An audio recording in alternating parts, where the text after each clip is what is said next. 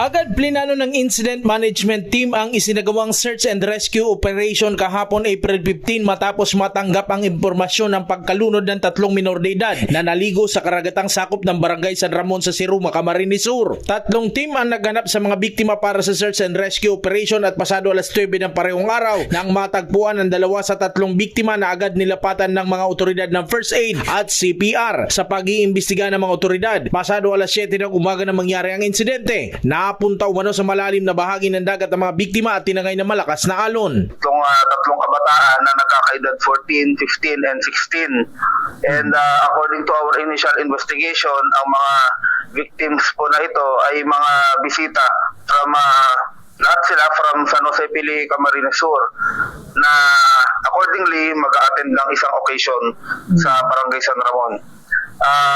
Base doon sa kwento ng mga kasamahan, habang namamasyal yung mga kabataan na ito ay nagkayayaan na maligo sa dagat hanggang sa sila ay mapunta sa medyo malalim na parte kung saan sila ay tinangay ng malakas na alon.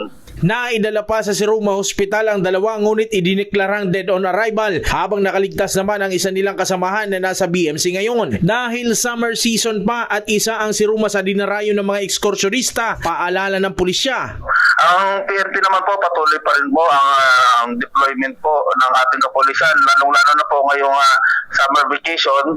Naka-focus po ang PNP leadership sa mga pasyalan, sa mga places of convergence po natin, including po itong mga beach and resorts po na ito. Paalala na lang po sa ating mga kababayan, lalo na sa mga nagbabalak pa na mamasyal, kung saan man nila gustong pumunta, lagi po nating i-observe yung safety protocol sa mga pinupunta nating pasyalan.